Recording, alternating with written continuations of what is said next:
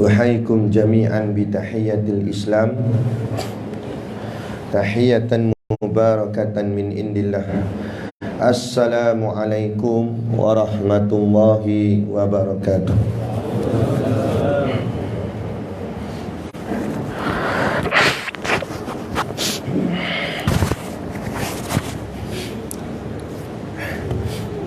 Ila hadrati sayyidina wa habibina wa syafi'ina Muhammadin sallallahu alaihi wasallam wa ila arwahi abaihi wa ikhwanihi minal anbiya'i wal mursalin salawatullahi wassalamuhu alaihi wa alaihim ajma'in wa ala ali kulli wassahabati wal qarabati wat tabi'in wa tabi'it tabi'in bi ihsanin ila yaumiddin wa ila arwahi walidina wa muallimina wa zawil hukuki alaina ajma'in. Syai'un lillahi lahumul fatihah.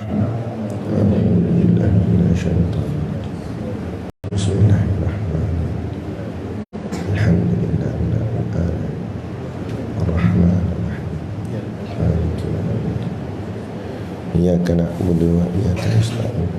Ihdinas siratal mustaqim. Siratal ladzina an'amta 'alaihim ghairil maghdubi 'alaihim waladdallin. Bismillahirrahmanirrahim.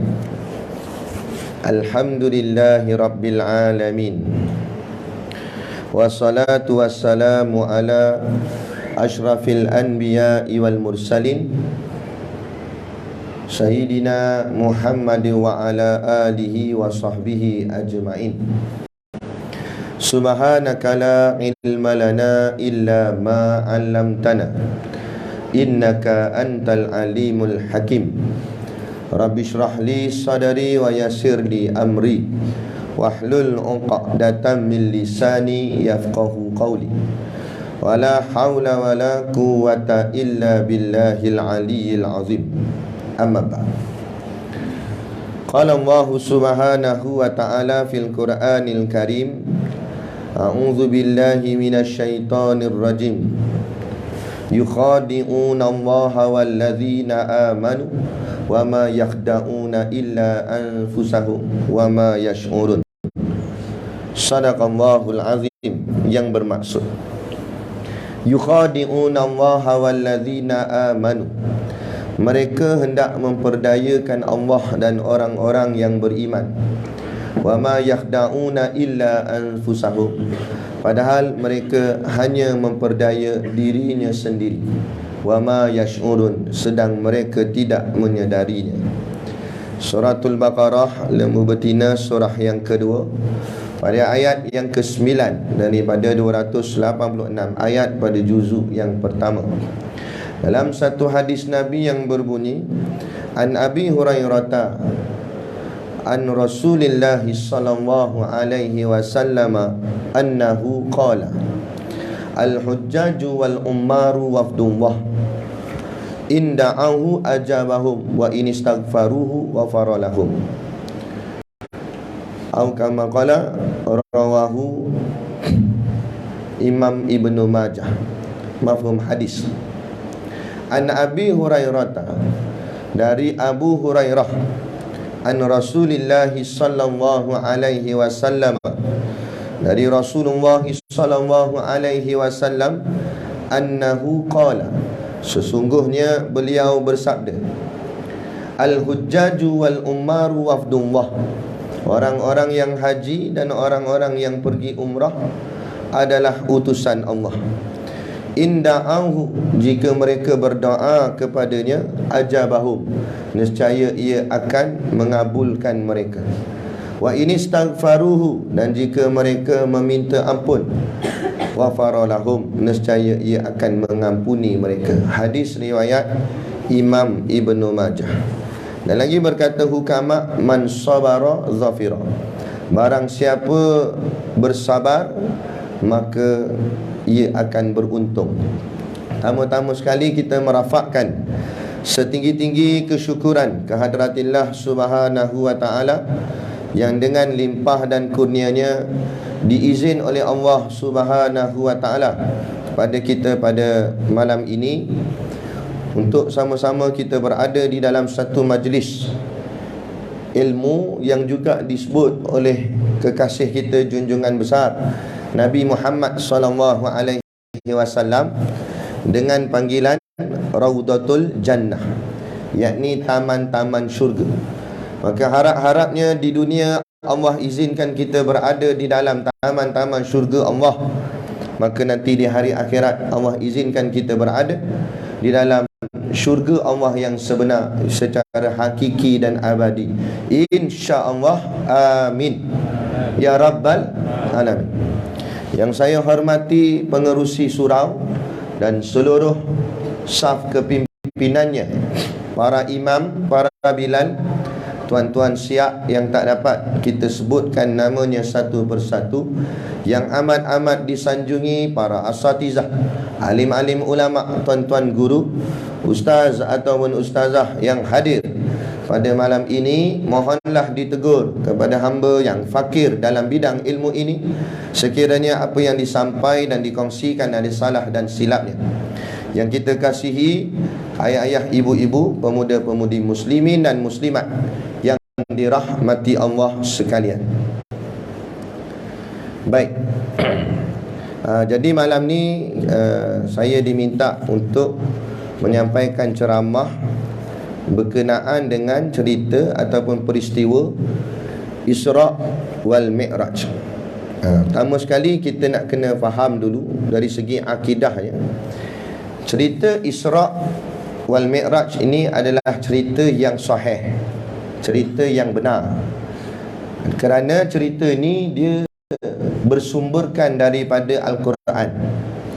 Dan kalau barang tu, suatu benda tu dia datang daripada ayat Al-Quran, maka siapa tolak jadi kafir dia.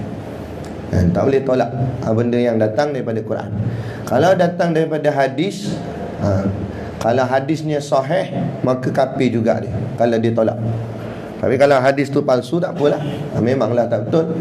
Tapi benda ni adalah cerita yang sumbernya daripada ayat Al-Quran, seperti mana yang Allah sebut dalam suratul Isra'. Surahnya pun sendiri namanya Isra', suratul Isra'. A'udzubillahi minasyaitonirrajim. Bismillahirrahmanirrahim.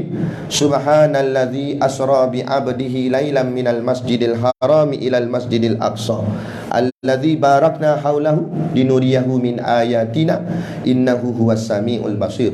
Shadaqallahul azim. Yang bermaksud, Subhanalladzi, maha suci Allah yang asra, memperjalankan, bi'abdihi, akan hambanya, lailan, pada malam hari, minal masjidil harami ilal masjidil aqsa, dari masjidil haram di Mekah ke masjidil aqsa di Palestin. Allazi barakna haulahu, yang kami berkati sekelilingnya, linuriyahu min ayatina, untuk memperlihatkan kepadanya tanda-tanda kebesaran dan kekuasaan kami. Innahu huwas samiul alim. Innahu huwas samiul basir.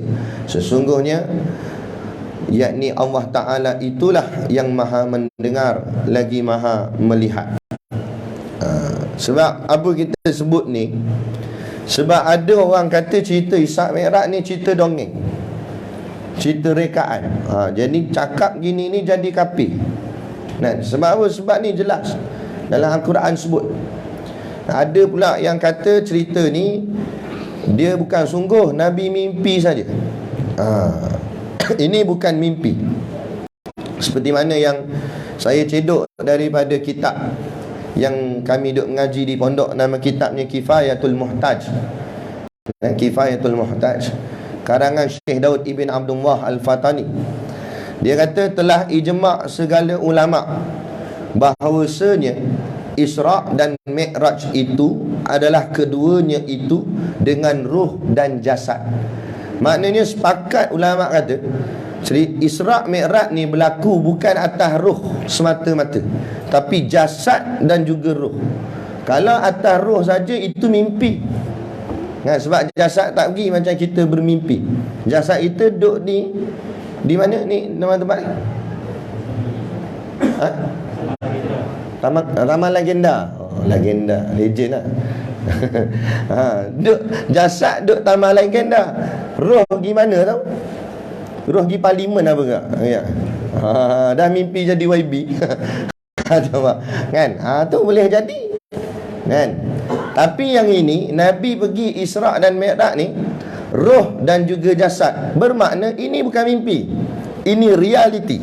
Ada untuk menolak mereka-mereka yang ialah tak percaya dengan cerita-cerita, cerita-cerita alam ghaib yang dibawa datang oleh Nabi kita Nabi Muhammad sallallahu alaihi wasallam. Di samping ini juga dari sudut akidahnya, dari sudut bersumberkan Al-Quran, ini juga termasuk dalam perkara-perkara yang disebut sebagai sam'iyat. Sam'iyat ni maknanya apa yang kita dengar daripada kalam baginda Nabi kita Nabi Muhammad sallallahu alaihi wasallam. Cerita ni Nabi yang sampaikan. Jadi apa saja yang dibawa datang oleh Rasulullah sallallahu alaihi wasallam itu adalah cerita yang benar. Secara ringkas dulu kita ambil pada ayat ni. Sebelum apa-apalah. Cerita Isra' Mi'raj ni panjang. Ya tak? Cerita Isra' Mi'raj ni panjang. Kita punya ceramah ni sampai pukul apa malam ni? 12. Oh tu dia. Kejam tu. Cerita Isra' Mi'raj ni panjang. Sebab apa? Berlakunya lebih kurang lah waktu malam. Ada yang pendapat mengatakan lebih kurang macam waktu Isyak, macam itulah. Tapi waktu tu belum ada solat. Belum ada solat lagi. Sebab waktu solat diperintahkan masa Nabi naik dekat atas sana. Tapi waktu tu belum ada semayang lagi. Cumanya waktu dia tu, Nabi mula bergerak tu dalam tengah malam. Ada yang kata mungkin pukul 9, pukul 10 ataupun lebih kurang gitu. Tengah malam tu barulah diisrakan Nabi. Dan Nabi balik ke bumi ni balik lebih kurang pada waktu subuh. Lebih kurang kalau tempat kita ni subuh ni lebih kurang pukul 6, pukul 5, pukul 6, pukul 7 lebih kurang gitulah. Ni saya nak nampakkan gambaran yang dikatakan Isra' wal Mi'raj ni. Kemudian apa tu Isra' dan apa tu Mi'raj? Isra' ni diambil daripada perkataan sara, yakni dengan makna berjalan di waktu malam. Perjalanan di waktu malam, itulah maknanya Isra'. Bahasa Arab ni, sebab itulah dalam banyak-banyak bahasa Allah pilih bahasa Arab menjadi bahasa Al-Quran. Kerana bahasa Arab ni dengan satu kalimah saja dia boleh dengan banyak makna tu. Kan? Jadi Isra' tu sendiri sudah memberi makna berjalan di waktu malam. Sebab kalau berjalan di waktu siang lain bunyi dia, lain perkataan dia. Tapi kalau Isra' terus dengan makna jalan, dan jalan tu pula di waktu malam. Maksudnya tu. Itulah indah bahasa Arab ni. Contohlah, saya bagi contoh ni. Contoh macam perkataan Muslim. Muslim tu sudah memaksudkan seorang lelaki Islam. Ada 3 situ. Seorang dah lelaki Islam. Muslim, seorang lelaki Islam. Sebab kalau 2 orang dia tak jadi Muslim, tak jadi Muslim, dia jadi Muslimani atau Muslimaini. Muslimani artinya 2 orang lelaki Islam. Kalau 3 dan ke atas lain pula bunyi dia, Muslimina atau Muslimuna. Itu maknanya ramai. 3 dan ke atas orang-orang lelaki Islam. Begitu juga kalau perempuan, Muslimatun. Itu baru makna seorang sahaja perempuan Islam. Kalau 2 orang, Muslimatani atau Muslimataini. Kalau lebih pula, Muslimatun. Dia panjang sikit, Muslimatun. Tapi kalau dia ni laki tapi subuh tak bangkit, itu namanya Muslimut. Itu. Itu tak ada, jangan catik pula. Catik. Muslimut. Sebab dia geng selimut. Tak pakai dia tu. Baik. Itu indahnya bahasa Arab. Jadi Isra' tu sendiri sudah memberi makna berjalan di waktu malam. Adapun Mi'raj, apa makna Mi'raj? Mi'raj ni maknanya menaik. juga dengan makna tangga. Kerana bila Nabi naik ke atas tu, dibentangkan pada Nabi tangga. Setiap langit tu dia ada tangga. Langit satu, langit dua, langit tiga, sampailah di atas. Sampai di Sidratul Muntaha, sampai atas ni. Nabi naik ke atas, Mi'raj. Artinya naik tangga ke atas. Tapi bila cakap Arab, sedaplah bunyi dia. Kalau cakap Melayu, pelik bunyi dia. Orang tanya ceramah benda malam ni, ceramah Isra' Mi'raj. Okey ya. Cuba kalau kita terjemah cakap Melayu, ceramah benda malam ni, ceramah jalan malam dan naik tangga. Kata ceramah benda, tak pernah dengar tajuk macam ni. Dia kata tu bahasa Arab tu. Bahasa Arab indah. Samalah macam bodoh dengan jahil kan tak? Kalau kata ni jahil lah mat, dia kata tak apa, aku sedar aku jahil. Dia tak marah. Tapi cakap ni bodoh mat, apa dia hang cakap dia mula lipat kain baju kan. Jadi maknanya bahasa Arab ni dia nampak lembut sikit, nampak sedap ni. Tu bahasa Arab. Baik, itu Isra' dan juga Mi'raj. Dua-duanya dilalui oleh Nabi dengan ruh dan juga jasad. Dalam ayat yang kita bacakan tadi, Subhana, persoalan yang timbul di kalangan ulama' membahaskannya, kenapa pada ayat ni Allah mulakan kalimahnya dengan kalimah Subhana? Kenapa Allah tak mulakan dengan kalimah-kalimah yang lain? Seperti kalau dalam surah-surah yang lain. Sebab ini ayat pertama dalam suratul Isra'. Kadang-kadang dalam surah yang lain Allah kata Alif Lam Mim kan, Hamim ke, Yasin ke, Taha ke, apa-apalah. Tapi pada ayat ni, pada surah ni, Allah mulakan kalimahnya, ayatnya itu dengan Subhana. Okey. Kemudian ulama' membahas tentang perkara ni. Maka kata disebut oleh ulama' Subhana ni, ya, dia ambil, sebenarnya dia adalah daripada kalimah tanzih namanya. Kalimah tanzih ni apa maksud? Kalimah tanzih artinya kalimah yang nak menyatakan bahawa Allah Ta'ala itu tak terkena padanya sebarang kecacatan, tak terkena pada Allah itu sebarang bentuk kekurangan. Tu yang kita berzikir pas mayang, Subhanallah, Subhanallah, Subhanallah. Apa makna dia? Apa makna Subhanallah? Legend, penduduk legend. Paman legenda. Apa makna Subhanallah? Maha suci Allah. Apa yang suci? Kan? Pernah kita tertanya-tanya, kita belajar apa yang makna maha suci tu? Suci apa? Suci dalam debu. Apa makna maha suci Allah? Makna sucinya Allah Ta'ala itu tak terkena pada Allah sebarang bentuk kekurangan, walaupun sedikit. Sikit kurang pun tak ada. Sikit cacat, kecela, kekurang ke apa, tak terkena pada Allah. Itu maksudnya. Itu maksud Subhanallah. Itu maksud kalimah yang kita sebut sebagai Maha Suci Allah. Sebab tu disebut kalimah ini kalimah tanzih nama dia. Juga disebut tasbih. Kan? Sabbaha yusabbihu. Itu asal kataan dia. Jadi Subhana maknanya kalimah tanzih. Allah nak mengatakan pada awal ayat tak terkena Allah Ta'ala itu sebarang bentuk kekurangan. Kekurangan ni siapa punya milik? Siapa yang kurang? Kekurangan siapa? Kekurangan tu kita lah. Makhluk ni serba kekurangan. Kita ni cacat sebenarnya. Kita ni kurang, kan? Serba kurang. Kita ni tak pandai, kan? Bodoh, semualah, semua yang bentuk-bentuk kurang, lemah kita. Itu kita. Dengan bantuan Allah lah, Allah tolong kita, yang lemah jadi kuat, kan? Yang bodoh jadi cerdik. Jadi sebenarnya hakikat kita lemah. Sebab tu kata ulama, nak tahu hakikat dirimu, lihat asal usulmu dan juga pengakhiranmu. Asal kita orang, asal kita jasad yang tidak bernyawa. Begitu jugalah pengakhiran kita akan kembali kepada Allah dalam keadaan jasad yang tidak bernyawa. Itulah kita. Itulah hakikat kita. Hakikat kita ni mati. Tak boleh bergerak, tak boleh apa. Apa yang boleh bergerak ni? Sebab Allah yang gerakkan. La tataharraku dzarratun illa biiznillah. Takkan berganjak walau sebesar zarah melainkan dengan izin Allah. Jadi sifat kekurangan tu kita punya. Adapun Allah subhana, tak terkena pada Allah sebarang bentuk sifat kekurangan, kelemahan. Tak ada.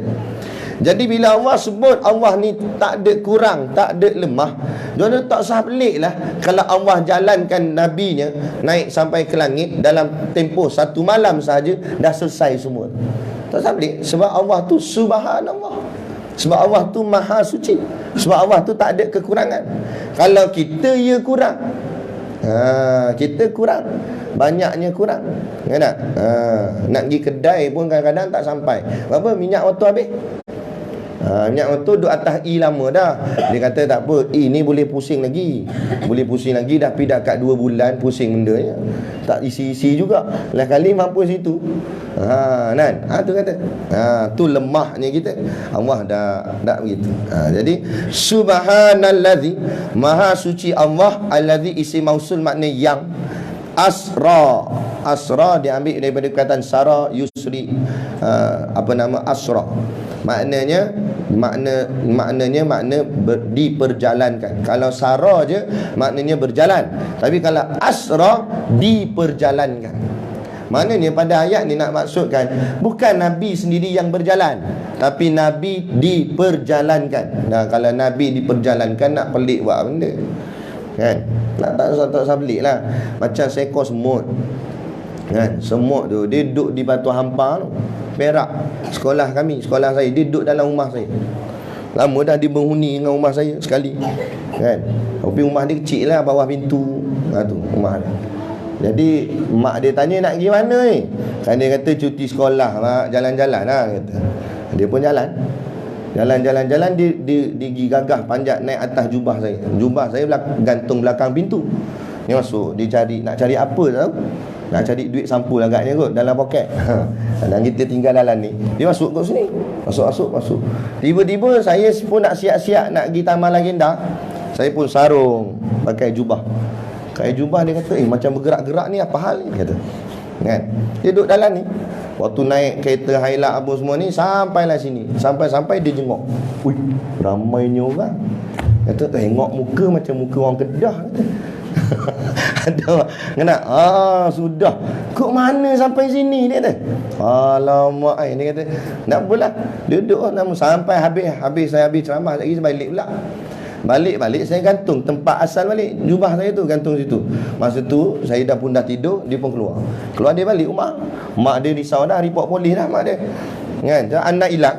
Kan, seharian tak jumpa gimana. Balik dah kata. Habis mana? Kata. Nak saya pergi Kedah Taman Legenda.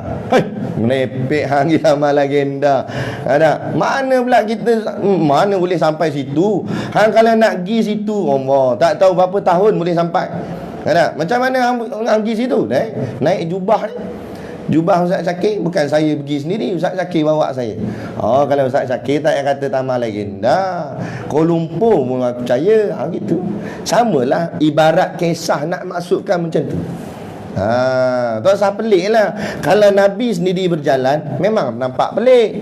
Tapi kalau Nabi tu dibawa oleh Tuhan, Allah bawa Nabi, Allah bawa Nabi, jauh mana pun boleh sampai, walaupun dalam masa yang sekejap. Gitu. Sebab apa? Sebab kami duk mengaji dengan Baba Ridauddin, mengatakan bahawa perjalanan daripada Mekah ke Masjid Al-Aqsa, kalau naik unta lebih kurang 3 bulan baru sampai. Tu pergi je. Kalau pergi dan balik 6 bulan naik unta. 6 bulan pergi dan balik. Tiba-tiba Nabi pergi 1 malam aja. Tak usah pelik lah. Sebab bukan Nabi pergi sendiri. Nabi dibawa oleh Tuhannya. Allah yang bawa Nabi dengan melalui para malaikat Nabi, para malaikat Allah, iaitu malaikat Jibril, dan juga malaikat Mikail. Baik. Subhanallazi asra, maha suci Allah yang memperjalankan. Siapa jalan siapa? Bi abdihi. Di sini pun ulama bahas juga. Kenapa ayat ni Allah kata maha suci Allah yang memperjalankan bi abdihi, dengan hambanya. Sedangkan yang jalan itu kan Nabi Muhammad. Kenapa Allah tak buat ayat ni Subhanallazi asra bi rasulihi? Maha suci Allah yang telah menjalankan akan Rasulnya, ataupun binabihi, akan nabinya, ataupun bi Muhammadin, dengan Nabi Muhammad. Tapi Allah tak guna nama Nabi, Allah tak guna gelaran Nabi sebagai Nabi ataupun Rasul. Allah tak guna semua. Ya Allah guna bi abdihi, dengan hambanya. Apa makna? Makna di sini kata ulama, bila kamu nak berhadap kepada Allah, kamu berhadap sebagai seorang hamba, kerana pangkat hamba itulah pangkat paling tinggi di sisi Allah. Ya, pangkat Nabi memang hebat, pangkat Rasul memang hebat. Nabi kita tak boleh pergi, kita tak boleh sampai pangkat Nabi, kita tak boleh jadi Nabi, kita tak boleh jadi Rasul. Tapi boleh tak boleh kita jadi hamba Allah? Boleh. Maknanya pangkat ni semua orang boleh sampai, dengan syarat betul-betul menjadi hamba kepada Allah. Sebab tu pangkat hamba ni dia dua keadaan. Kadang-kala dia akan jadi paling mulia, paling tinggi sekali. Kadang-kala juga dia akan jadi yang paling rendah, paling lekeh, paling teruk sekali. Sebab apa? Sebab bergantung kepada siapa dia memperhambakan dirinya. Kalau dia memperhambakan dirinya kepada Allah, maka pangkat tu pangkat paling tinggi sekali, pangkat paling mulia, menjadi hamba Allah. Tapi kalau pangkat tadi tu, hamba tadi tu, dia memperhambakan dirinya pada makhluk, maka dia duduk di bawah sekali. Dia akan jadi apa nama dia? Pencacai. Jadi pencacai, kuli batak, macai, nama apa? Jadi ikut ni, ikut orang aje lah. Kan orang suruh buat benda tak betul, buat gak benda tak betul, ikut tu jadi pencacai, jadi kuli batak gitu kan. Jadi pangkat paling rendah, tergantung dengan siapa dia memperhambakan diri dia. Tergantunglah kita ni. Kalau kita memperhambakan diri kita pada Allah, kita jadi orang yang hebat kan. Tapi kalau kita memperhambakan diri kita pada dunia, pada makhluk, lekehlah kita. Memperhambakan diri pada dunia, apa dunia buat, kita ikut aja, walaupun benda tak betul. Ni zaman ni, zaman TikTok. Zaman TikTok kan tak? Benda orang buat trend terkini kat TikTok tu, buat juga. Ada satu trend tu dulu, dia dukung bini. Jadi satu trend dukung bini. Dia pun pakat dukung bini. Lah kali dia tak larat dukung bini dia, suruh bini dukung dia. Tu ni pelik-pelik. Dia kata, dah apa masalah Ustaz? Saya dukung bini saya, bukan dukung bini Ustaz, kata. Dia marah kan. Memanglah mu dukung bini mu, tak salah. Lepas pada nikah sampailah akhir hayat, mu dukung bini mu, tak pernah turun bini tu kat lantai. Tak apa, tak ada masalah, boleh. Islam tak larang Tapi yang tunjuk kat orang tu yang jadi masalah. Apa pergi tunjuk kat orang? Kan tak? Buat apa pergi tunjuk kat orang? Habis nampak bentuk ponggong, bentuk apa bini kamu, kan? Jadi rosak masalah itu. Jadi itu yang masalah. Jadi dah, sebab orang buat trend terkini, jadi ikut je lah trend. Habis kalau trend terkini orang makan tahi juga. Kata dak lah Ustaz, dak lah apa gitu, sama lah. Itu yang Nabi nampak dalam peristiwa Isra' wal Mi'raj ni kan. Dalam peristiwa Isra' wal Mi'raj, nampak ada orang ni, dia apa nama, masuk ke dalam lubang biawak. Masuk dalam lubang biawak. Lubang yang nak masuk kan, kenapa lubang biawak tu yang kata kalau mereka orang masuk lubang biawak pun mereka akan ikut. Apa maksud dia? Kerana lubang biawak ni tempat dia bersih ke kotor? Kotor tak? Lepas tu tempat dia sempit ke luas? Sempit. Nak cerita maksudnya susah. Tempat tu dah lah kotor, susah pula tu. Tapi sebab orang ramai duk buat, dia buat juga. Maksudnya benda ni kadang-kadang satu trend tu kadang mungkin nampak benda tu mungkin susah, lepas tu benda tu kotor pula, benda tu nampak tak elok pula. Tapi dah sebab orang ramai buat, dia buat juga. Sebab dia kata kena ikut trend terkini. Kan jadi masalah itu. Kita tak usah ikut trend-trend terkini, kita ikut trend Rasulullah sudah.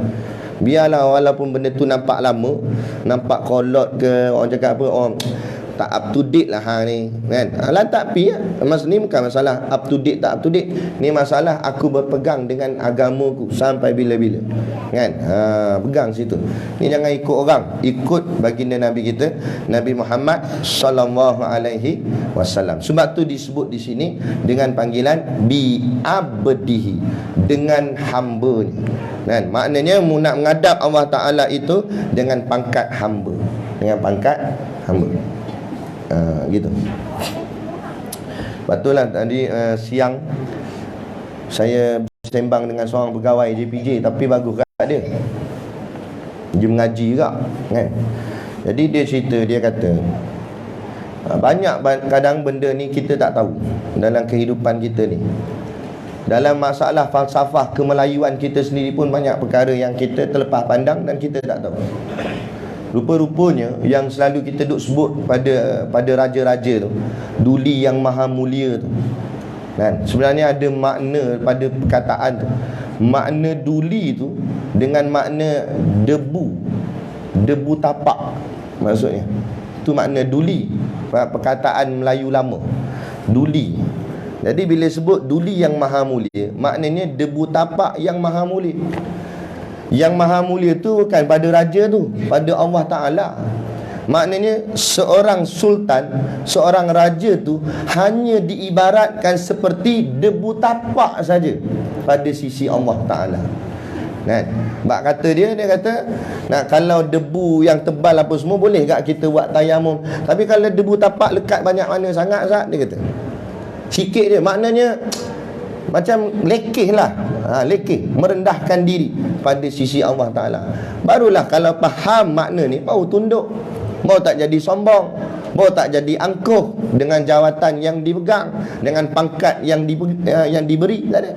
Sebab ni aku ni sekadar debu je di sisi Allah. Apa nilai sangat debu? Debu boleh buat apa? Debu boleh buat apa? Kan? Nah, nak boleh buat apa debu? Kadang-kadang tayamum lah debu. Nah, nak buat jual siapa nak beli debu. Kan?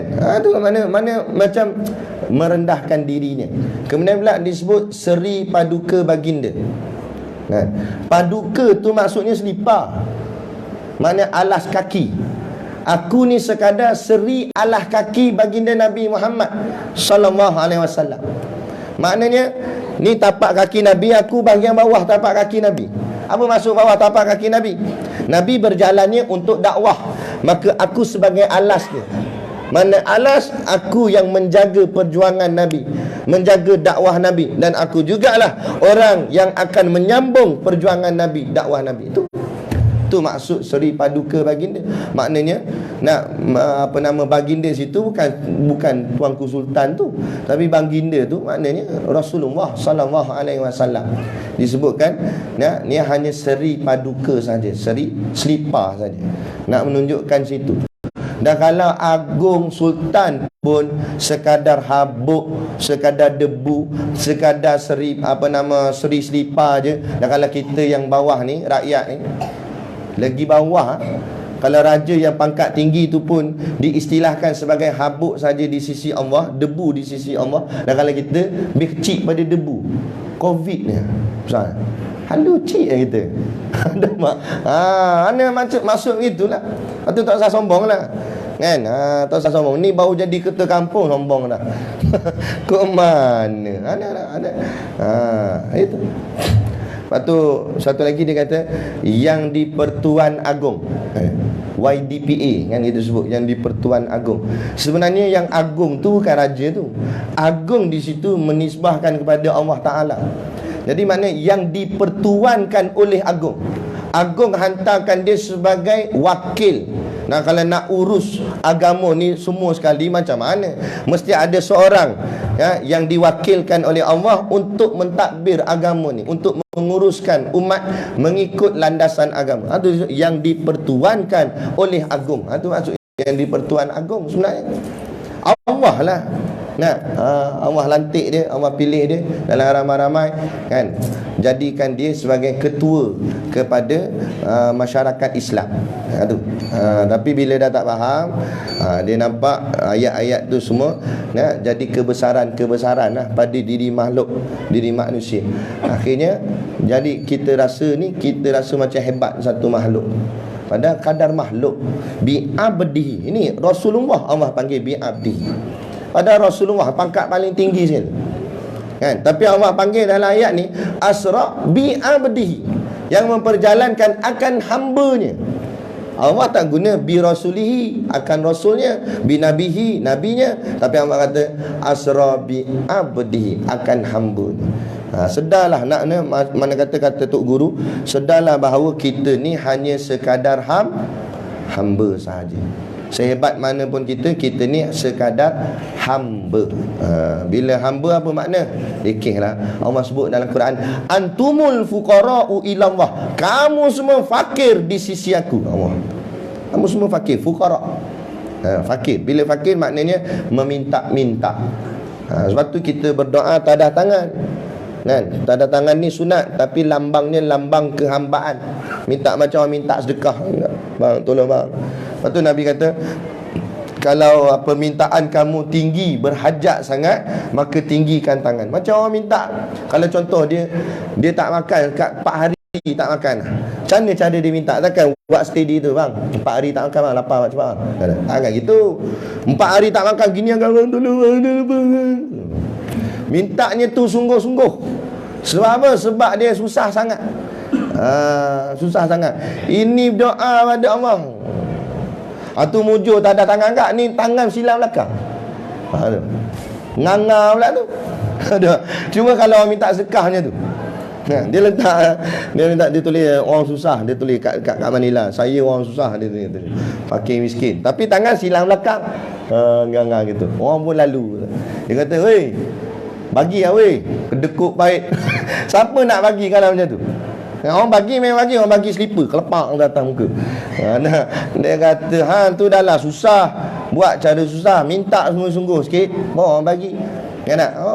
Ini kan pula Tuhan nak minta pada Allah, kenalah ada kesungguhan, menunjukkan kehambaan kita kepada Allah Subhanahu Wa Taala, sebagai menandakan bahawa kita sedar bahawa kita ini sekadar hamba. Gitu. Lailan, pada malam hari. Lailan di sini kata guru kami dengan makna qalilan, makna sekejap. Malam yang sekejap. Mana Allah boleh buat perjalanan satu malam tu sekejap. Benda ni tak usah pelik. Ni dengar cerita pelik-pelik gini, Wahabi semua marah ni kan. Dia memang dia tak percaya benda-benda kuasa Allah Taala. Lepas tu saya pernah ceramah, saya cerita pasal orang terbang. Orang marah dia. Dia kata, apa cerita orang terbang lah, nak pelik apa? Orang boleh tak boleh terbang? Saya nak tanya. Boleh tak orang terbang? Saya banyak kali terbang. Nak tunjuk? Dah tu. Bukan sakat orang dengan besi-besi, dengan beg-beg baju terbang. Dalam kapal terbang. Kalau Airbus kat 200 orang boleh terbang atas. Terbang ramai-ramai. Ada dengan beg-beg, dengan besi-besi terbang. Ada. Boleh terbang. Tu terbang lah. Betul lah terbang. Dah apa masalah ni? Allah boleh buat. Tak usah pelik lah benda-benda begini. Dengan kuasa Allah tak usah pelik. Ada cerita pasal manusia terbang, dia pun marah sangat. Saya cerita gini, ni dalam kewalian ni, dia ada satu kumpulan wali namanya Wali Abdal. Tahu tak? Wali Abdal. Wali Abdal ni jumlahnya yang masyhur kata 40. Ada khilaf, ada yang kata 70. Tapi yang masyhur kebanyakan ulama cerita jumlahnya 40. Bila-bila pun 40, sampai kiamat tetap 40. Macam sekarang ni pun bilangannya tetap 40. Dia tak boleh lebih, tak boleh kurang. Kalau meninggal seorang, mesti akan dilantik seorang lagi untuk lengkapkan jadi 40 juga. Jumlahnya tetap 40 seluruh dunia. Campur-campur lah kot. Ada Melayu ke, ada Arab ke, ada macam-macam lah. Kita pun tak tahu. Sebab Wali Abdal ni kadang-kadang kita tak kenal dia, susah nak kenal kan. Wali Abdal jumlah ni 40. Dalam ramai-ramai 40 tu akan ada seorang yang dipanggil Sultanul Aulia. Sultanul Aulia ni maknanya wali kutub, ataupun dengan kata lain ketua segala wali. Dalam ramai-ramai wali 40 orang tu, dia ketua, dia bos, ketua sekali, nombor satu. Jadi satu hari ketua wali ni dia duduk rumah dia lah. Dia pun bangkit nak semayang tahajud. Wali ni solat tahajud tu dianggap seperti wajib bagi dia. Dia tak boleh tinggal solat tahajud kalau wali. Kalau kuali tak payah kata tahajud, subuh pun tinggal. Itu kuali. Ada wali dia tak boleh tinggal tahajud. Jadi dia bangkitlah tengah malam. Dia masuk bilik air nak pergi ambil wuduk. Ada satu mamat lelaki ni, dia kerja ni merompak, kan? Jadi dia nampak rumah macam besar je, dia pun panjat masuk. Tengok tingkap terbuka, dia panjat masuk. Masuk dia tak tahu punya tu rumah wali. Masuk tak ada apa-apa. Lah, rumah wali bukan ada apa, bukan macam rumah kita ada TV 70 inci ke apa, tak ada, kan? Jadi kata nak curi apa dah, tiba-tiba pintu bilik air terbuka, Allah, keluar dah. Dia pun cepat masuk, menyorok bawah katil. Mamat ni menyorok bawah katil. Nah, wali tu pun keluar semayang, Allah, semayang tahajud. Jadi mamat yang bawah katil ni, dia faham nanti wali ni habis semayang kan, mesti dia tidur balik, kan? Masa itulah aku nak lari keluar. Masalahnya wali ni tak berhenti-berhenti semayang ni, kan? Allahu Akbar. Tu lagi salam, Assalamualaikum warahmatullahi wabarakatuh, Allahu Akbar, semayang lagi. Sudah, dia kata bila aku nak keluar ni, dia tak berhenti-berhenti semayang. Tiba-tiba tengah wali tu duduk zikir munajat, datang lagi 2 orang. Ni cerita ni. Ini yang Wahabi marah kat saya ni. Datang lagi 2 orang secara terbang. Cerita ni ada dalam kitab. 2 orang terbang masuk ke tingkap. Duduk depan ketua wali. Duduk depan. Kemudian apa cerita ni, kenapa kamu datang tengah-tengah pagi ni ke rumah aku ni? Katanya lagi 2 orang ni kata, baru seorang ahli kita, sahabat kita meninggal dunia. Wali-wali pun meninggal juga, Nabi pun meninggal. Jadi seorang wali meninggal katanya. Jadi jumlah kita tinggal 39. Maka tak cukup lagi seorang. Maka kita kena lantik seorang lagi untuk melengkapkan jumlahnya 40. Persoalan sekarang ni, siapa kita nak lantik? Itu nak dibincangkan.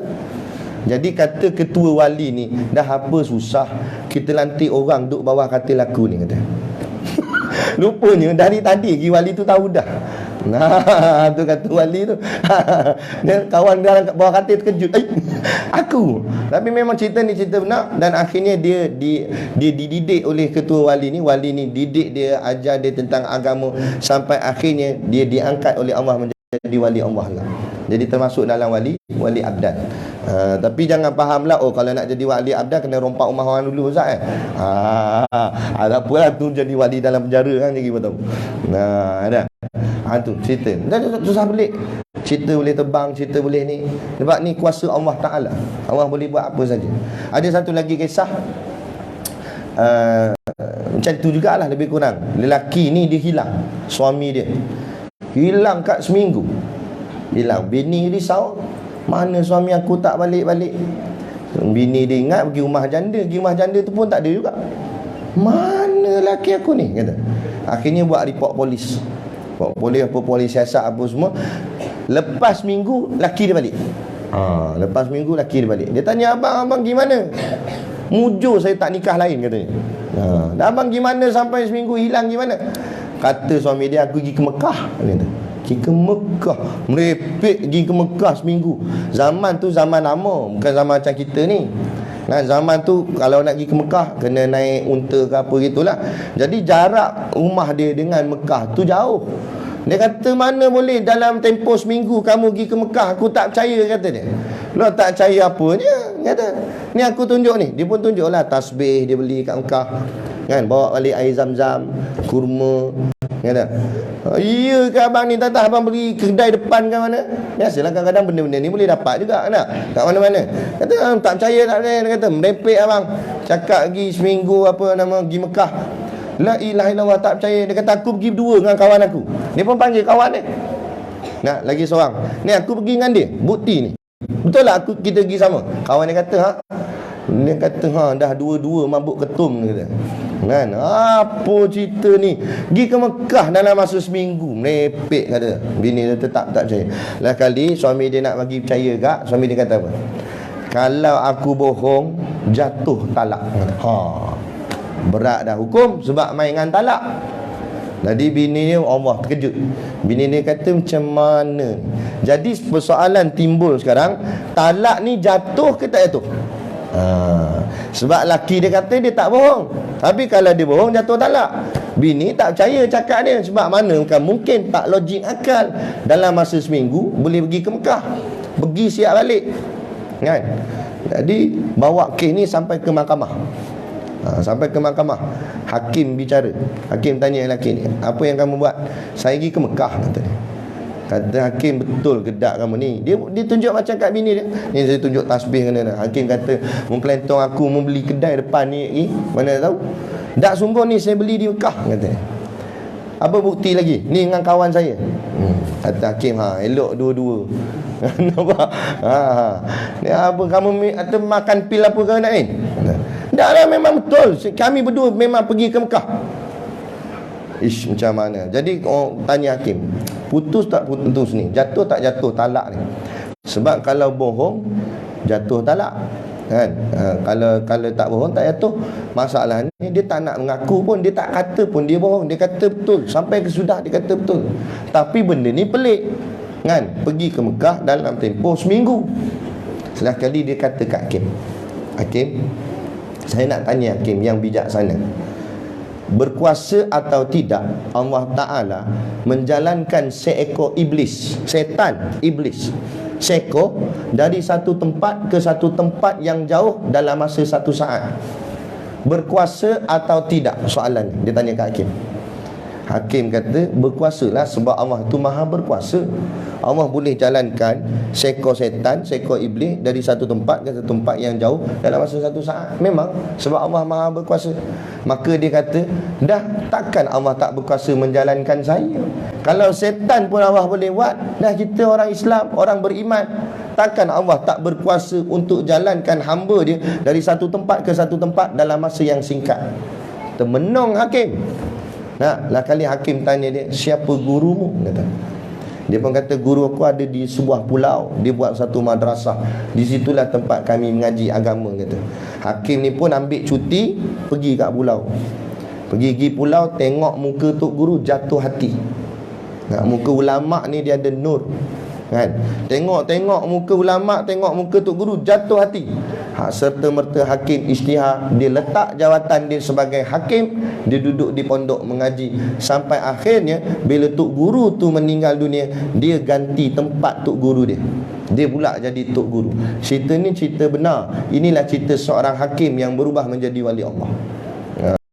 Nak ceritanya tak usah pelik bila kita dengar cerita-cerita yang orang cakap apa, ialah yang berkait dengan kuasanya Allah. Sebab tu dalam Al-Baqarah, antara ayat paling awal Allah sebut ini dulu. Allah kata, zalikal kitabul la raiba fih. Kitab Al-Quran ini tidak ada sebarang syak padanya, tidak ada keraguan padanya, kan?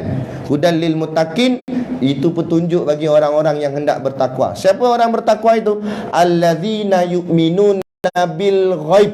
Itu pertama sekali Allah kata, iaitu orang-orang yang percaya, yang beriman kepada perkara-perkara yang ghaib.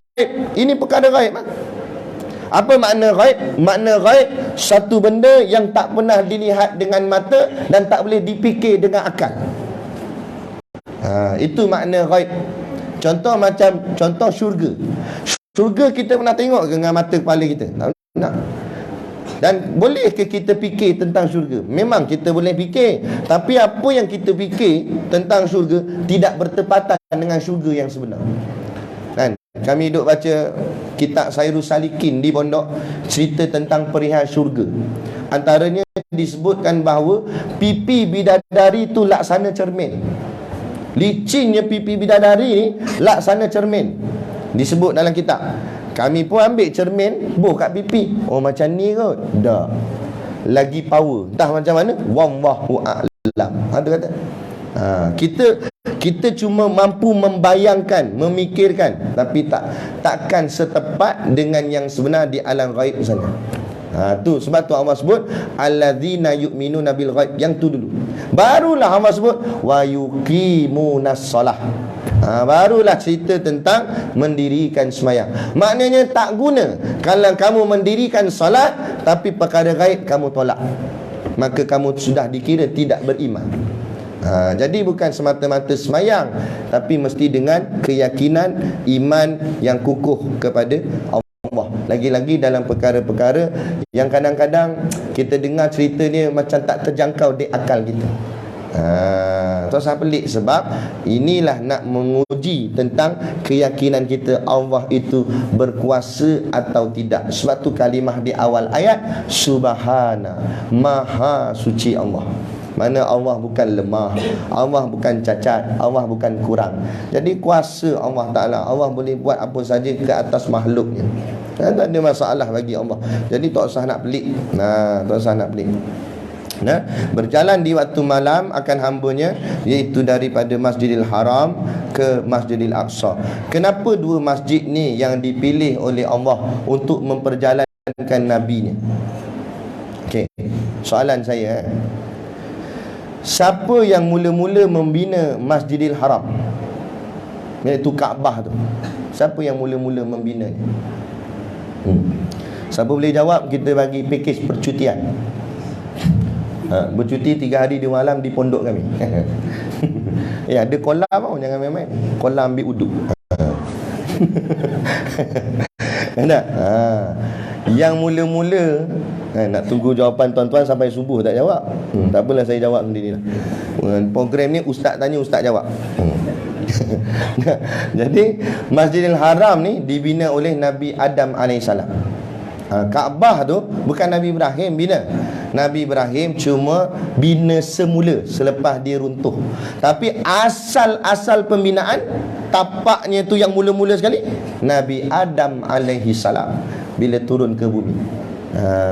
Kemudian Masjid Aqsa 40 hari selepas Nabi Adam bina Kaabah, 40 hari lepas tu baru Nabi Adam bina pula Masjid Aqsa. Itulah hubung kait kuatnya antara Masjidil Haram dengan Masjidil Aqsa. Itu hubung kait yang kuat antara Masjidil Haram dengan Masjidil Aqsa. Kerana dua-dua masjid ni adalah masjid yang paling tertua sekali di dalam atas muka bumi ni. Kerana sejak zaman Nabi Adam, entah berapa ratus ribu tahun kita tahu kan, tu paling lama sekali. Dan lagi apa hubung kaitnya? Di zaman Nabi memerintah dulu, Nabi membuka kota Mekah. Nabi membebaskan Kaabah daripada kejahilan, kesyirikan dan sebagainya. Disebut, kita panggil dia Fathul Mekah, pembukaan kota Mekah. Itu menunjukkan kejayaan yang pertama bagi umat Islam, membuka kota Mekah.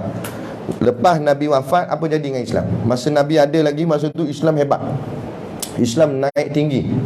Sampailah zaman sahabat, sampai zaman kerajaan Turki Uthmaniyah. Waktu tu pun masih lagi gempak lagi, hebat lagi. Sehingga orang Eropah, orang Jerman pun tunduk takut dengan kerajaan Islam.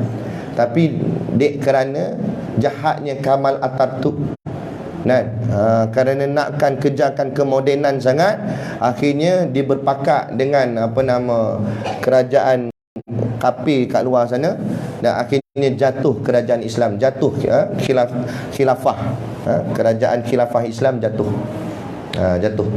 Jadi sampailah ke hari ini, Islam kita bukan semakin naik, makin turun. Makin lama makin turun, makin lama makin diinjak-injak. Makin lama makin macam-macam lah. Dan hari ni kita nak cakap tentang agama kita pun nak kena minta persetujuan orang lain, agama lain. Yang terbaru tu Ustaz Wadi Anwar kena, macam-macam hari ni. Kita nak, orang cakap apa, untuk agama kita pun jadi payah, jadi susah dah. Hari ni kita diinjak, dihina. Itu kes bakar Quran di Sweden, turun. Siapa yang nak bangkitkan balik ni? Ini yang disebut sebagai kemenangan kali yang kedua. Itu yang akan dipimpin oleh cicit baginda Nabi SAW yang bernama Muhammad bin Abdullah juga, yang diberi gelaran atas dia Al-Imam Mahdi. Ini yang Nabi kata namanya sama dengan namaku. Nanti dia akan muncul. Dan waktu tu dia akan buat apa? Dia akan membuka pula Masjidil Aqsa. Kalau Nabi membuka Kaabah kan, Fathul Mekah, ini dia akan buat Fathul Masjid Al-Aqsa pula. Selamatkan Masjid Al-Aqsa daripada kencaman Zionis, musuh-musuh Islam Yahudi di sana. Itulah kemenangan yang akhirnya jadi makmur. Itulah tandanya kiamat dah sangat dekat dah waktu tu. Sangat-sangat dekat. Itu. Sebab tu ni hubung kaitnya. Jadi cerita Isra' Mi'raj ni sebagai isyarat tanda. Sebab tu perjalanan Nabi daripada Mekah ke Masjid Al-Aqsa. Maknanya perjuangan Islam ni bermula daripada Nabi yang mulakan di Masjidil Haram di Mekah, dan perjuangan kita menuju ke Masjid Al-Aqsa. Mana kita semua nanti akan membebaskan Masjid Al-Aqsa daripada kencaman Zionis, musuh-musuh Islam. Kita akan kalahkan mereka. Cuma masanya duduk tengah ni. Itu sebagai satu bentuk isyarat juga cerita pada Isra' wal Mi'raj ini. Tu. Sebab tu disebut Masjidil Aqsa. Apa makna Aqsa? Aqsa ni maknanya jauh, masjid yang sangat jauh. Sebab dia duduk atas ni tu jauh. Allazi barakna haulahu, yang kami berkati sekelilingnya. Sekeliling mana? Sekeliling Masjid Al-Aqsa tu Allah berkati. Allah berkati, Allah jadikan dekat-dekat dengan kawasan Palestin ni kebanyakannya kubur Nabi saja, kata Tok Guru kan. Banyak kubur Nabi situ kan. Kubur Nabi Ibrahim, macam-macam lah, banyak lah kubur Nabi dekat-dekat situ. Dan Allah jadikan juga keliling Palestin tu semua negara orang Islam kan. Di situlah Arab Saudi, situlah Mesir, situlah Turki, situ macam-macam, semua keliling negara Islam. Tapi itulah sayangnya, walaupun negaranya Islam, langsung tidak mempedulikan saudara se-Islamnya di Palestin. Biarkan saja dibom, dia apa, nak tengokkan saja je. Kan? Ibarat seorang abang melihat adiknya kena bijak, awak tak kerti, awak tak kisah. Tu. Ni Allah nak bagi isyarat juga pada ayat ni. Linuriyahu min ayatina, untuk aku perlihatkan kepada kamu akan tanda-tanda kebesaran dan kekuasaanku.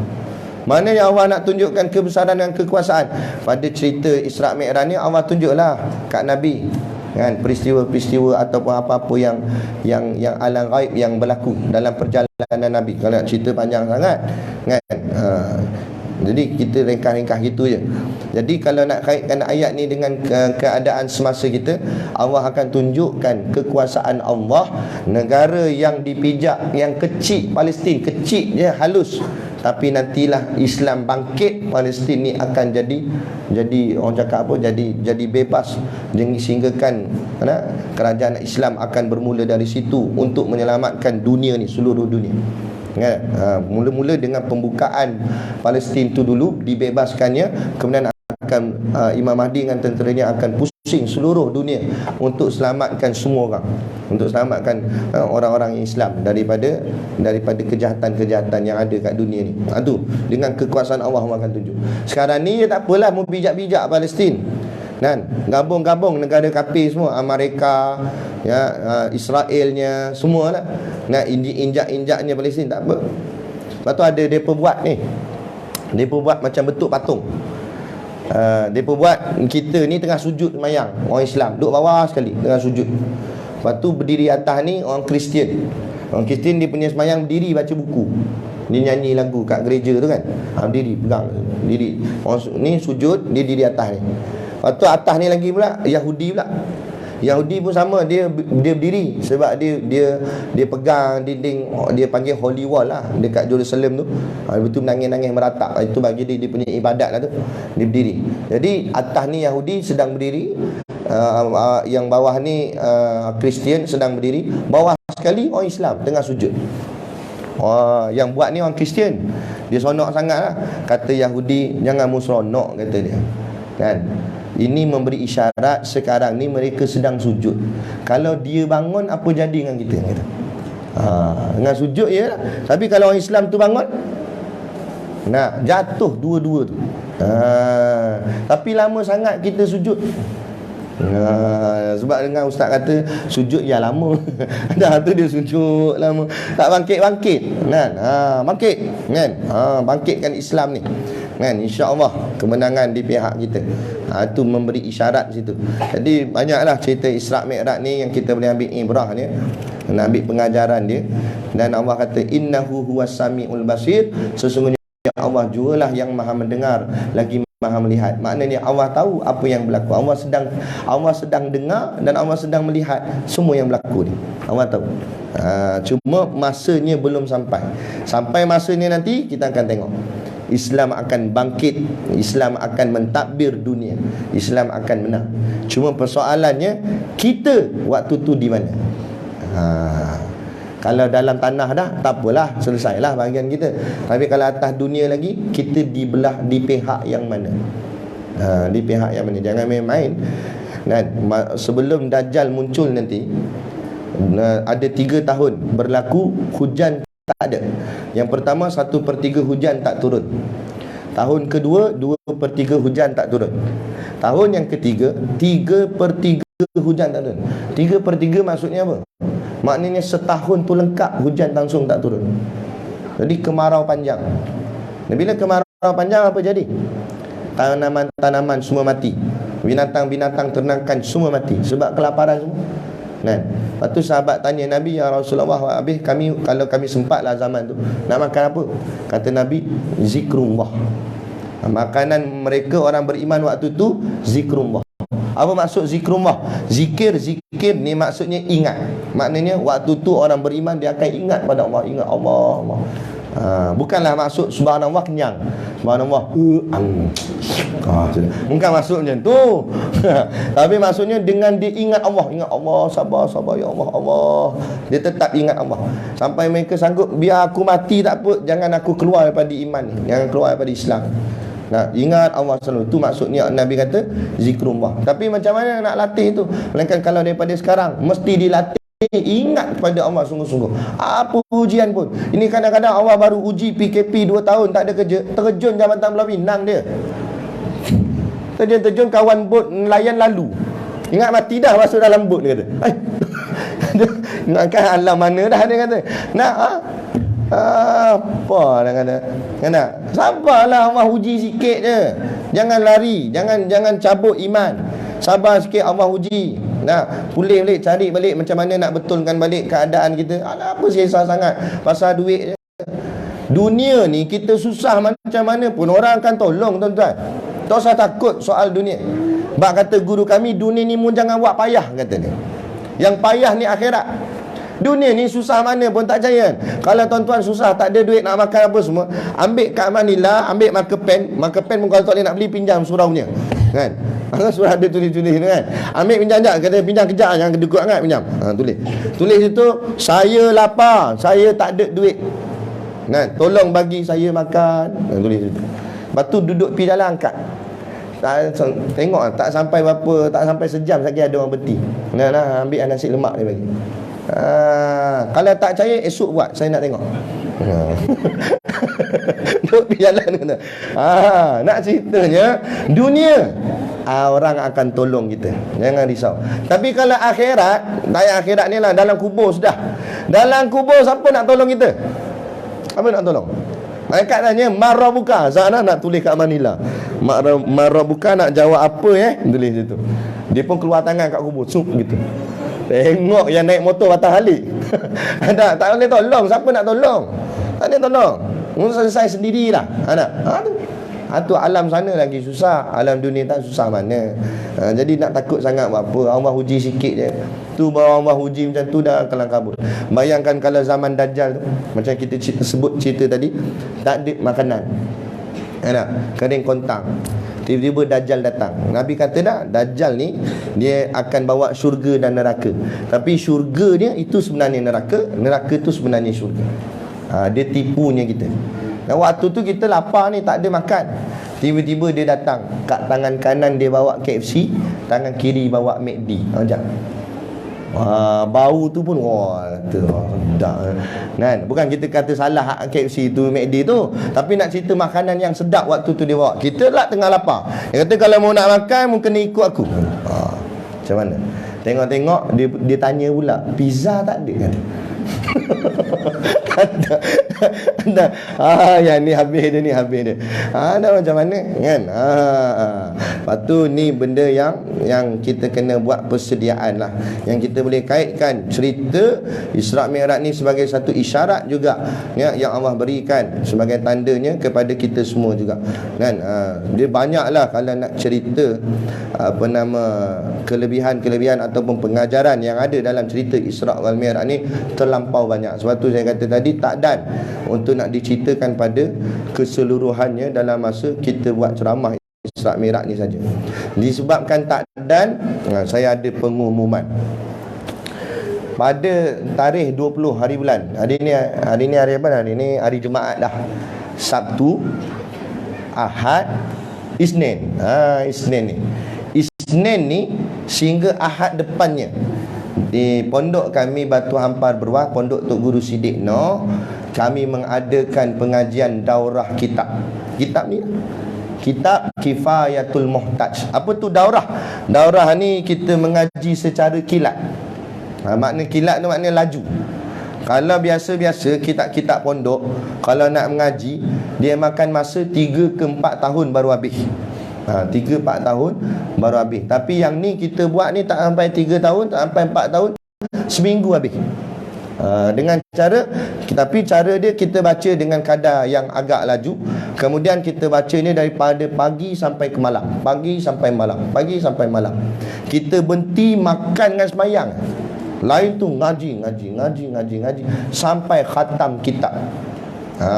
Barulah kita faham cerita sebenar Isra' Mi'raj ni. Kalau buat ceramah gini dia tak habis kan? Tak habis. Cerita tu baru nak mula dah bunyi dah tik-tik kan? Baru nak Isra'. Kadang penceramah tu dia cerita Isra', Mi'raj tak naik lagi, Isra' saja. Kadang penceramah tu cerita sampai Mi'raj, lepas tu habis dah masa, dah duduk tergantung atas tu, tak balik-balik, tak turun-turun. Ada kan? Jadi tak habis-habis ceritanya sebab panjang kan.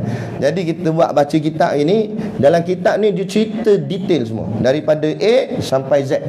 Daripada mula-mula Nabi dikejutkan oleh 3 orang malaikat. Waktu tu Nabi tengah tidur dekat tepi Kaabah. Nah, Nabi tidur tengah-tengah. Sebelah ni sepupu Nabi, sebelah ni pakcik Nabi. Nabi tidur tengah-tengah. Datang 3 malaikat tu daripada langit, bersembang-sembang antara 3 orang ni, kata, yang mana satu yang nama Muhammad ni, kata. Lepas tu kata malaikat Jibril, yang tengah tu, kata. Pun dia ambil Nabi, angkat, bawa dukung Nabi, letak atas batu. Nabi masa tu sedar. Nabi terkejut, terpinga. Nabi tak kenal siapa, entah ni siapa dia. Datang angkat Nabi, dibelahnya dada Nabi. Dalam keadaan Nabi sedar waktu dibelah dada Nabi. Tapi waktu tu Nabi taklah orang cakap apa, melawan ke orang tu. Sebab apa? Sebab belah dada Nabi ni pernah berlaku dah masa Nabi kecil. Jadi pengalaman tu dah ada. Jadi Nabi tak pelik sangat kan? Yang datang ni sekali lagi belah dada Nabi. Belah dada Nabi dibawa keluar jantung Nabi dan dicuci, dibersihkan dengan air Zam-Zam. Lepas tu dibalut balik, dijahitkan balik semula tanpa ada sebarang kesan. Kemudian barulah dibawa datang burak. Nabi naik atas burak. Panjang lah cerita. Naik, lepas tu Nabi pergi singgah satu tempat. Nabi nampak apa, cerita sampailah di Masjid Al-Aqsa. Sampai Masjid Al-Aqsa, dalam masjid pula ramai, semua Nabi-Nabi ada waktu tu. Nabi jumpa. Kemudian nak naik ke atas Mi'raj, Nabi tambat burak. Lepas tu bila Nabi nak naik dengan malaikat Jibril, nak naik atas langit ni, ada batu ni sangat rindu kat Nabi. Dia pun nak ikut naik. Dia pun terbang naik. Tiba malaikat Jibril perasan ada yang mengikut. Malaikat Jibril pandang belakang, tengok batu tu tengah nak ikut Nabi. Malaikat Jibril tahan. Tak boleh, kamu tak boleh ikut. Yang boleh pergi ni kami berdua je. Kamu tak boleh ikut. Kamu duduk di sini. Batu tu pun berhenti situ. Sampai ke hari ni batu tu terapung. Tapi dicerita dalam kitab, ada seorang perempuan Lalu dia tak perasan, Dengar langit, nampak ada batu. Tinggi kat batu tu, tinggi, terapung. Dia nampak, batu kat atas. Perempuan tu mengandung. Serta-merta terkejut tengok batu terapung, terkeluar anak dia. Ni cerita betul dalam kitab cerita. Terkeluar anak dia. Akhirnya ulama pun bersepakat buat macam tembok tepi batu tu, supaya tak nampak batu itu terapung. Siapa kalau ada duit lebih, pergi ke Palestin, kat Masjid Al-Aqsa tu, boleh tengok ada batu terapung. Tapi dia dah buat dinding tepi dia. Tapi jangan pergi time mengandung, takut terkeluar anak. Kan? Itu sebab tengok batu tu terapung. Cerita ni cerita benar. Semua benda ni ada dalam kitab dia cerita. Naik sampai ke langit, Nabi nampak Sidratul Muntaha. Apa tu Sidratul Muntaha? Sidratul Muntaha ni pohon bidara. Sidrah tu makna bidara. Sebab tu setan dia takut dengan pokok bidara ni. Lepas tu kalau ada tanam depan rumah. Dia takut dengan pokok bidara. Sebab ni dah pokok ada atas ni. Tapi tak sama macam pokok kat rumah kita tu. Macam mana lagi hebat lah kot, Sidratul Muntaha duduk atas tu. Lepas tu ada Mustawa, ada Hadratul Qudsi kat situ. Lepas tu Nabi bersembang dengan Allah apa semua, turun balik. Itu yang cerita dapat perintah semayang 50 waktu tu. Lepas tu Nabi Musa suruh Nabi pergi minta kurang jadi 5. Turun sampai ke bawah, sampailah dekat Mekah balik. Ni cerita ni semua ada dalam kitab. Jadi kalau siapa yang berkelapangan daripada geng legend Taman Legenda, bolehlah datang ke pondok kami untuk mengikuti daurah ni. Pengajian percuma, penempatan percuma. Tak ada sebarang bayaran. Asalnya kitab kena bayar, tapi percuma juga. Sebab apa? Sebab ada orang tajir. Ada hamba Allah ni, dia bagi duit, ustaz beli kitab semua ustaz. Dia suruh beli kitab kan. Lepas tu patutnya pun asalnya makan pun sendiri-sendiri aja. Saya kata saya tak mampu nak ni sendiri makan. Tapi tiba-tiba ada orang bagi infak kat duit. Dia bagi duit, ustaz ni buat makan ustaz. Sebab saya tak lipi, saya hantar duit. Bagus kat dia. Walaupun dia tak lipi, dia hantar duit dia pi. Ini dah lah tak lipi, duit tak pi. Ada bagi duit dia kata buat makanan ustaz, bagi makan agak peserta, mana tahu saya tumpang pahala, dia kata. Baguslah dia bagi duit kan. Jadi kita pun tengok duit tu, kita tengoklah apa yang patut boleh beli, dia bagi kamu makan selama seminggu tu insya-Allah. Jadi semuanya percuma, apa lagi kita mau. Kena pula cuti sekolah dah. Kalau kita tak boleh pergi sebab kita kerja, hantarlah anak kan. Ni terbuka, umur terbuka, semua terbuka lah kan. Boleh duduk situ mengaji kitab sampai khatam. InsyaAllah khatam hari Ahad tu kita khatam. Lebih kurang waktu duha. Saya target situlah khatam waktu duha tu. Dan bila dah khatam, kita akan perturunkan ijazah sanad yang saya ambil daripada guru saya. Ijazah sanad khatam kitab ni. Jadi kalau dia tak boleh datang dari hari mula pun, datang harilah tak apa, ambil ijazah je. Dengar tak dengar kitab, tahu-tahu ambil ijazah dah. Tak boleh lah, tak ada kan. Kita bagi je, tak kisah. Sebab yang penting kan ijazah tu ilmu tu. Jadi kita pun bagi ijazah. Nanti insyaAllah bila-bila kan, kalau ustaz tak dapat datang kuliah, boleh ganti kan. AJK kata ni ustaz tak mai lah, kata ustaz kuliah kita ni tak dapat mai, kata tak apa saya ada, kata dia. Asal pula saya ada ijazah. Boleh ganti dah. Jadi senang kan. Gitu. Jadi kalau ada siapa-siapa, kita alu-alukan lah. Tak ada masalah, boleh insya-Allah. Kalau nak tahu tempat kat mana, mungkin tak pernah sampai kat tempat kami, tak payah susah, buka Waze tu, search di situ, Ma'had Tahfiz Qiyam. Qiyam tu ejaan dia QIAM, Qiyam. Ma'had Tahfiz Qiyam. Nanti dia keluar ikut, dia kata kanan, kiri ikut. InsyaAllah sampai. Kat Google Map pun ada, dekat Waze pun ada. InsyaAllah sampai. Gitu kan. Kalau tak sampai, tanya orang situ pun, tanya orang Perak, biasanya orang tahulah. Sekolah Tok Guru, cakap dia sekolah Ustaz Siddiq, orang tahulah. Gitu. Ataupun Qiyam, orang tahu, insyaAllah. Jadi kalau ada yang berkelapangan, dijemputlah hadir untuk kita hadamkan sama-sama cerita sebenar Isra' Mi'raj secara keseluruhan. Buat ceramah ini dia tak boleh cerita semua, dia boleh cerita sikit je, ambil ibrah pengajaran saja. Tapi kalau ni kita daurahkan ni, insyaAllah ceritanya semua kita tahu. Nabi jumpa apa, Nabi nampak apa, semua ada dalam ni, insya-Allah. Jadi dia alu-alukan. Jadi cukuplah sekadar tu pertemuan kita pada malam ni. 9.20 dah, patut muka lain macam. Apa nama pun ceramah perdana dah. Jadi masa dia pun perdana lah sikit. Jadi cukup sekadar tu pertemuan kita, ceramah kita pada malam ni. Moga-mogalah kalau tak dapat banyak pun sikit pun jadilah kan, perkongsian yang mampu kita kongsikan berkenaan dengan peristiwa agung Nabi kita Nabi Muhammad sallallahu alaihi wasallam. Jadi cukup sekadar tu. Saya mohon maaf sekiranya terkasar bahasa atau mengguris hati mana-mana pihak. Apa pun yang baik itu datang daripada Allah, dan segala kekurangan dan kesilapan itu adalah diri saya sendiri dari segi adabnya. Adapun hakikatnya kul min indillah, setiap sesuatu semuanya daripada Allah. Wabillahi taufik wal hidayah. Wassalamualaikum warahmatullahi wabarakatuh. A'udzubillahi minasyaitonir rajim. Bismillahirrahmanirrahim. Alhamdulillahi rabbil alamin. Wassalatu wassalamu ala asyrafil anbiya'i wal mursalin sayyidina Muhammad wa ala alihi wa sahbihi ajma'in. Allahumma taqabbal minna salatana wa du'aana innaka antas samiul alim wa tub alaina innaka antat tawwabur rahim. Allahumma ja'al dinana dinan nabi Muhammadin sallallahu alaihi wasallam wa islamana islamal muslimin wa imanana imanal mu'minin wa salatana salatal khashiin wa a'malana a'malas solihin wa niyatana niyatal mukhlisin wa dhunubana ya Allah dhunubal mustaghfirin wa hayatana hayatal ulama wa mautana bimautis syuhada wa dikhinal jannata ma'al anbiya'i alaihimus salatu wassalam. Rabbana atina fid dunya hasanah wa fil akhirati hasanah wa qina azaban nar wa qina azaban nar wa qina azaban nar. Allahumma barik lana fi Rajab wa Sya'bana wa balighna Ramadan. Ya Allah, berkatilah kami di bulan Rajab dan Sya'ban, dan sampaikan kami di bulan Ramadan. Sallallahu ala khairi khalqihi sayyidina Muhammad wa ala alihi wa sahbihi wasallam. Subhana rabbika rabbil izzati amma yasifun wa salamun alal mursalin walhamdulillahi rabbil alamin. Amin ya rabbal alamin. Taqabbalallahu minna wa minkum.